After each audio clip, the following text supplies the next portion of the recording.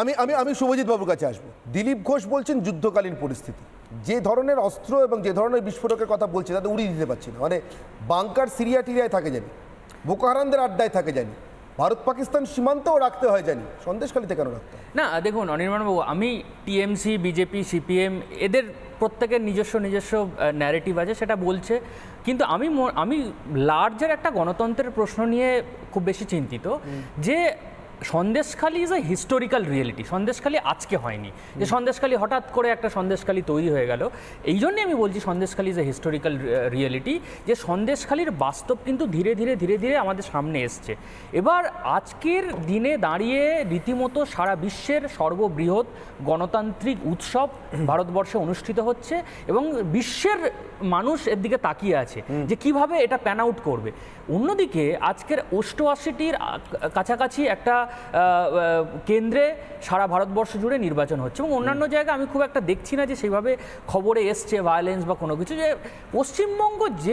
পশ্চিমবঙ্গের একটা আইডেন্টিটি তৈরি হয়ে গেছে যে যখনই ইলেকশন হবে শুধুমাত্র একটা সময় আমরা জানতাম যে ছোটোখাটো স্কাফেল হচ্ছে, এখানে কেউ একটা ছুরি নিয়ে ঘুরছে বা সামথিং, কিন্তু আজকের যে ঘটনাটা আমরা দেখছি একেবারে সন্দেশখালীতে, মানে আমাদের সামনে সন্দেশখালী যেভাবে উঠে এসছে, এক তো সন্দেশখালীতে আমরা দেখেছি যে মায়েদের কান্না, সন্দেশখালীতে নারীর কান্না এবং সন্দেশখালীতে ওই তপশিলি জাতি উপজাতির যে মানুষগুলো তারা কিভাবে এই অত্যাচারগুলো সহ্য করেছে। কিন্তু আজকে আমি বলছি সন্দেশখালী যখন এইভাবে মানে একটা বারুদের স্তূপের মতো তৈরি হয়ে আছে, সেই জায়গা থেকে আমাদের মনে হয় তুতু মেমে ছেড়ে রাজ্য সরকারের সেন্ট্রাল গভর্নমেন্টের সাথে ইন্টেলিজেন্স শেয়ার করে একটা কালেকটিভ ওয়েতে আমাদেরকে কিন্তু সন্দেশখালী, যাতে যদি সন্দেশখালীতে আজকের এই বিস্ফোরণটা হয়, যে মানুষগুলো মারা যাবে কোনো নেতারা মারা যাবে না, গরিব সাধারণ খেটে খাওয়া এই নারী পুরুষগুলো যাদেরকে সরিয়ে দেওয়া হয়েছে এনএসজির অপারেশনের জন্য, চাষের জমি দখল করে অস্ত্রের চাষটা করা হচ্ছে দিনের পর দিন। আমি আসবো, আমি শুধু সাধারণ মানুষের কাছে একটা প্রশ্ন রেখেছিলাম, আমি একবার দেখিয়ে দিই তাতে সাধারণ মানুষের রায়টাকে। আমি মানুষের কাছে প্রশ্ন রেখেছিলাম আজকে, দেশের জন্য তৃণমূল শাসন কি বিপদ?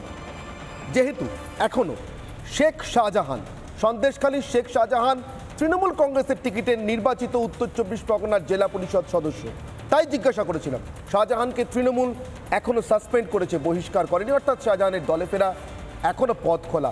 ফেসবুকের দর্শকদের রায় কত শতাংশ মানুষ? 96% মানুষ মনে করছেন হ্যাঁ, 4% মানুষ মনে করছেন না। তৃণমূল শাসন দেশের জন্য বিপদ প্রশ্ন করেছিলাম। এক্স হ্যান্ডেলে পরিসংখ্যানে নজর রাখবো। এখানে 92% মানুষ মনে করছেন হ্যাঁ, না মনে করছেন 8% মানুষ।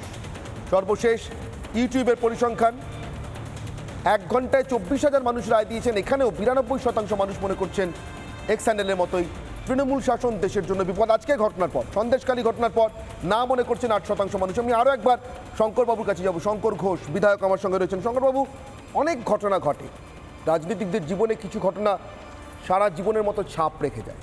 রাইটার্স থেকে চুলের মুঠি ধরে ভার করে দেওয়ার সময় মমতা বন্দ্যোপাধ্যায় প্রতিজ্ঞা করেছিলেন মুখ্যমন্ত্রী হয়ে ঢুকবেন, তার আগে আর ঢোকেননি। দেশের স্বার্থে আপনারা ওই বিধানসভায় আবার ঢুকবেন যেখানে রাজ্যের স্বরাষ্ট্রমন্ত্রী আর মুখ্যমন্ত্রী শাহজাহানের মতো দেশের বিপদকে সার্টিফিকেট দেন দাঁড়িয়ে দাঁড়িয়ে, বিধানসভার রেকর্ডে সেটা লেখা হয়ে থাকে।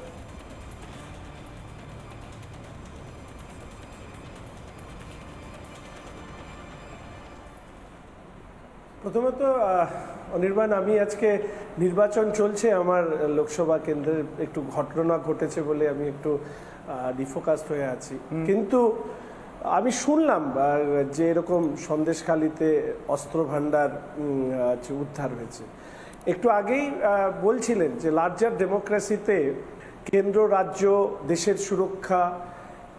আমি ব্যক্তিগতভাবে মনে করি যে তৃণমূল কংগ্রেস এমন একটা দল যারা সংবিধান মানে না, তারা গণতন্ত্র তো মানবে কি করে?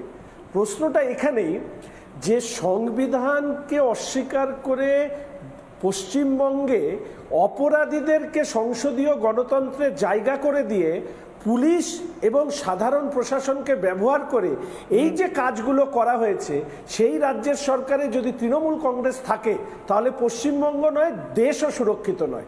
আর সেকেন্ড যে প্রশ্নটা তুমি করেছো যে তোমরা ঢুকবে কিনা, আমি অনির্বাণ তোমার কাছে শুধু এইটুকু বলতে পারি, এই রাজনৈতিক দল হিসাবে এই বিধানসভায় তৃণমূল কংগ্রেস যাতে আর কখনো প্রবেশ করতে না পারে সেটা নিশ্চিত করার দায়িত্ব আমাদের, এবং সেটা আমরা করব। আমার সময় একেবারে শেষ, আমাকে এখানে শেষ করতে হবে। সত্যি আমার সময় আজকে খুবই সংক্ষিপ্ত, কিন্তু এইটুকু বলতে পারি এই মুহূর্তে আমাদের হাতে যার যতটুকু সময় আছে সেটা দিয়ে দলমত নির্বিশেষে তৃণমূল কংগ্রেস, শাহজাহান, এই যাবতীয় সম্পর্ক মাথায় রেখেও বলছি, আপনার ভাণ্ডারেও যদি, আপনার পাড়াতেও যদি এমন কোনো ভাণ্ডার থাকে, বুঝতে পারছে তৈরি হচ্ছে, যে রাজনৈতিক দলের মদতেই তৈরি হোক না কেন, যত বড় নেতা হোক না কেন, যত দ্রুত পারেন খবর দিন। সন্দেশখালী হয়ে উঠতে বোধহয় মুহূর্ত লাগতে পারে। আপনার পাড়ায় এনএসজি এলে, আপনার পাড়ায় এনআইএ এলে আপনার নিশ্চয়ই গর্ব হবে। যদি সন্দেশখালীর আশঙ্কা, সন্দেশখালীর বিপদ আপনাকে স্পর্শ না করুক এটা চান, তাহলে অবিলম্বে সক্রিয় হন, নাগরিক হিসেবে সক্রিয় হন। ভোটদান তো আপনার অধিকার, আপনার মত, আপনি যখন খুশি দেবেন। দেশ বাঁচানো আপনার দায়িত্ব, এখন থেকে নেমে পড়া দরকার। আজকের পর এই মুহূর্তে অনির্বাণের অগ্নিবাণের বিতর্ক এখানেই শেষ হচ্ছে। সঙ্গে থাকুন রিপাবলিক বাংলায়। আমি শুভজিৎ বাবুর কাছে আসবো। দিলীপ ঘোষ বলছেন যুদ্ধকালীন পরিস্থিতি, যে ধরনের অস্ত্র এবং যে ধরনের বিস্ফোরকের কথা বলছে তাতে উড়িয়ে দিতে পারছি না। মানে বাংকার সিরিয়া টিরিয়ায় থাকে জানি, বোকো হারামদের আড্ডায় থাকে জানি, ভারত পাকিস্তান সীমান্তও রাখতে হয় জানি, সন্দেশখালীতে কেন রাখতে হয়? না দেখুন অনির্বাণবাবু, আমি টিএমসি, বিজেপি, সিপিএম এদের প্রত্যেকের নিজস্ব ন্যারেটিভ আছে, সেটা বলছে। কিন্তু আমি লার্জার একটা গণতন্ত্রের প্রশ্ন নিয়ে খুব বেশি চিন্তিত, যে Sandeshkhali is a historical reality. Sandeshkhali আজকে হয়নি যে সন্দেশখালী হঠাৎ করে একটা সন্দেশখালী তৈরি হয়ে গেল। এই জন্যে আমি বলছি Sandeshkhali is a historical reality, যে সন্দেশখালীর বাস্তব কিন্তু ধীরে ধীরে আমাদের সামনে এসছে।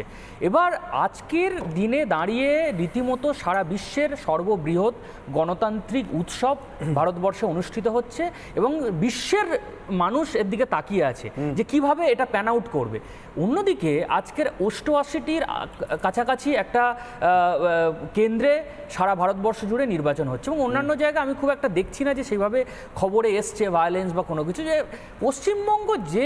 পশ্চিমবঙ্গের একটা আইডেন্টিটি তৈরি হয়ে গেছে, যে যখনই ইলেকশন হবে শুধুমাত্র একটা সময় আমরা জানতাম যে ছোটোখাটো স্কাফেল হচ্ছে, এখানে কেউ একটা ছুরি নিয়ে ঘুরছে বা সামথিং, কিন্তু আজকের যে ঘটনাটা আমরা দেখছি একেবারে সন্দেশখালীতে, মানে আমাদের সামনে সন্দেশখালী যেভাবে উঠে এসছে, এক তো সন্দেশখালীতে আমরা দেখেছি যে মায়েদের কান্না, সন্দেশখালীতে নারীর কান্না, এবং সন্দেশখালীতে ওই তপশিলি জাতি উপজাতির যে মানুষগুলো তারা কিভাবে এই অত্যাচারগুলো সহ্য করেছে। কিন্তু আজকে আমি বলছি সন্দেশখালী যখন এইভাবে মানে একটা বারুদের স্তূপের মতো তৈরি হয়ে আছে, সেই জায়গা থেকে আমাদের মনে হয় তুতুমেমে ছেড়ে রাজ্য সরকারের, সেন্ট্রাল গভর্নমেন্টের সাথে ইন্টেলিজেন্স শেয়ার করে একটা কালেকটিভ ওয়েতে আমাদেরকে কিন্তু সন্দেশখালী, যাতে যদি সন্দেশখালীতে আজকের এই বিস্ফোরণটা হয়, যে মানুষগুলো মারা যাবে কোনো নেতারা মারা যাবে না, গরিব সাধারণ খেটে খাওয়া এই নারী পুরুষগুলো যাদেরকে সরিয়ে দেওয়া হয়েছে এনএসজির অপারেশনের জন্য, মানে যাদের চাষের জমি দখল করে আসলে অস্ত্রের চাষটা করা হয়েছে, যাদের চাষের জমি দখল করে অস্ত্রের চাষটা করা হয়েছে দিনের পর দিন। আমি আসবো, আমি শুধু সাধারণ মানুষের কাছে একটা প্রশ্ন রেখেছিলাম, আমি একবার দেখিয়ে দিই তাতে সাধারণ মানুষের রায়টাকে। আমি মানুষের কাছে প্রশ্ন রেখেছিলাম আজকে, দেশের জন্য তৃণমূল শাসন কি বিপদ? যেহেতু এখনো শেখ শাহজাহান, সন্দেশখালীর শেখ শাহজাহান তৃণমূল কংগ্রেসের টিকিটে নির্বাচিত উত্তর 24 পরগনার জেলা পরিষদ সদস্য, তাই জিজ্ঞাসা করেছিলাম। শাহজাহানকে তৃণমূল এখনো সাসপেন্ড করেছে, বহিষ্কার করেনি, অর্থাৎ শাহজাহানের দলে ফেরা এখনো পথ খোলা। ফেসবুকের দর্শকদের রায়, কত শতাংশ মানুষ? 96% মানুষ মনে করছেন হ্যাঁ, 4% মানুষ মনে করছেন না। তৃণমূল শাসন দেশের জন্য বিপদ প্রশ্ন করেছিলাম। এক্স হ্যান্ডেলের পরিসংখ্যানে নজর রাখবো। এখানে 92% মানুষ মনে করছেন হ্যাঁ, না মনে করছেন 8% মানুষ।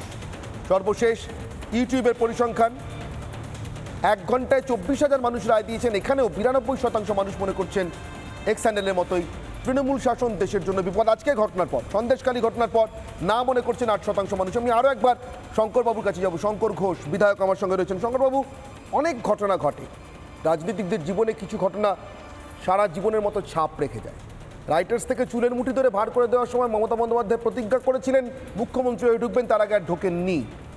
দেশের স্বার্থে আপনারা ওই বিধানসভায় আবার ঢুকবেন যেখানে রাজ্যের স্বরাষ্ট্রমন্ত্রী আর মুখ্যমন্ত্রী শাহজাহানের মতো দেশের বিপদকে সার্টিফিকেট দেন দাঁড়িয়ে দাঁড়িয়ে, বিধানসভার রেকর্ডে সেটা লেখা হয়ে থাকে।